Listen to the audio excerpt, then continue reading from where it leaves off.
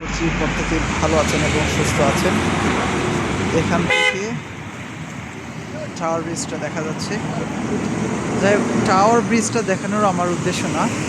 আমার উদ্দেশ্য হচ্ছে আপনাদের সাথে কথা বলা যে আইএলটিএসের প্রিপারেশন নিচ্ছেন যারা, তারা কিন্তু প্রবলেম ফেস করছেন। কোন ধরনের প্রবলেম ফেস করছেন?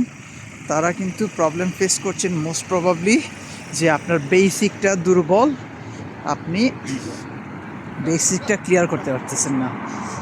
আপনাকে একটা সঠিক গাইডলাইন দিয়ে আপনার বেসিকটা ক্লিয়ার করার উদ্দেশ্যটা হচ্ছে এই ভিডিওটা। বেসিকটা আপনি কিভাবে ক্লিয়ার করবেন? বেসিকটা ক্লিয়ার করবেন আপনি একদম মনে করবেন যে আপনি কিছুই জানেন না, শিখতেছেন। প্রতিদিন আপনি রাইটিংয়ের জন্য যেটা করবেন, আপনি সারা দিন কি কি কাজ করেন সেগুলোর একটা লিস্ট করবেন লিখে লিখে। এখন লেখার ক্ষেত্রে আপনি সিম্পল সেন্টেন্স দিয়ে শুরু করবেন, এবং সিম্পল সেন্টেন্স দিয়ে শুরু করার সাথে সময় আপনি চেষ্টা করবেন সেগুলোকে একটা স্টোরি আকারে লেখা এবং কানেক্টরগুলো অ্যাড করা। এখন কি কি কানেক্টর হইতে পারে, আপনি এন্ডের কানেক্টর কি, বাটের কানেক্টর কি, এই কানেক্টরগুলো শিখতে হবে। এখন কানেক্টরগুলো পাবেন আপনি গুগলে গেলে অথবা চ্যাটজিপিটিকে বললেই আপনাকে বলে দিবে যে কানেক্টরগুলো কী কী। কানেক্টরগুলোর অ্যাড করলে আপনি প্রত্যেকদিন সিম্পল সেন্টেন্স দিয়ে দিয়ে শুরু করলেন, তাহলে কী হলো, বেসিকটা ক্লিয়ার করার জন্য আপনার হাতের লেখাটার অভ্যাস বাড়লো এবং প্রতিদিন কী করছেন সেই জিনিসটাই। আপনি অন্য ঘটনা লেখার তো দরকার নাই। আপনি কি খাইতেছেন, আপনি কীভাবে ঘুমাইতেছেন, কি কাজ করতেছেন, সেইগুলোই আপনি লিখবেন।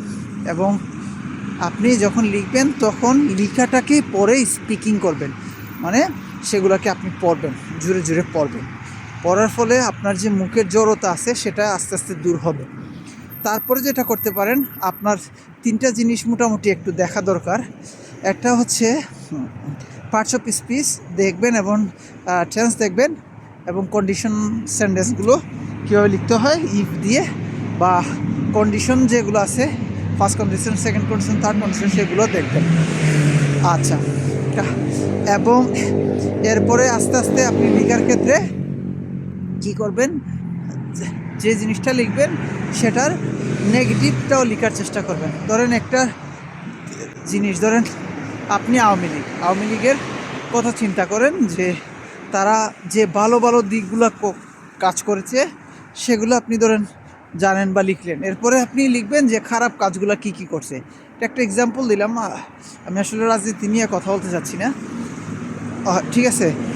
ধরেন একটা দেশের ইকোনমিক্স বা একটা দেশের ইকোনমি কিভাবে বাড়বে সেটা নিয়ে পজিটিভ কথা, আর সেটা কিভাবে কমে, কি কি ইম্প্যাক্টের কারণে কমে সেটার নিয়ে নেগেটিভ কথা লিখবেন, তাহলে তো হয়ে যায় জিনিসটা। সো এইটা হচ্ছে একটা টেকনিক যে আপনি প্রতিদিন ওই জিনিসগুলো লিখবেন এবং পড়বেন, তাহলে আপনার লেখাও হবে, পড়াটাও হয়ে যাবে, মানে রিডিংটাও হয়ে যাবে।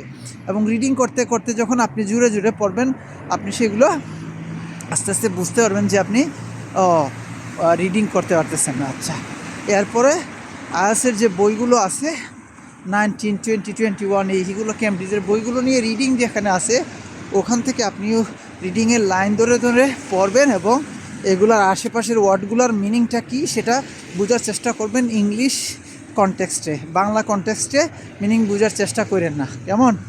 আচ্ছা, সো এটাই বলবো যে আপনি লেখার ক্ষেত্রে এইভাবে শুরু করেন, এবং হচ্ছে রিডিংয়ের ক্ষেত্রে আপনি ওই লেখাগুলো কি রিডিং পড়বেন, জোরে জোরে পড়বেন যেন মুখের জড়তাটা দূর হয়।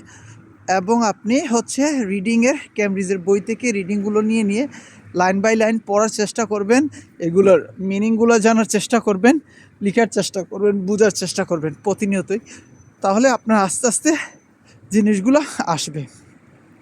সো এই কথা, আর লিসেনিং নিয়ে পরবর্তীতে আমি কথা বলবো। ওকে, ভালো থাকুন, সুস্থ থাকুন, আসসালামু আলাইকুম।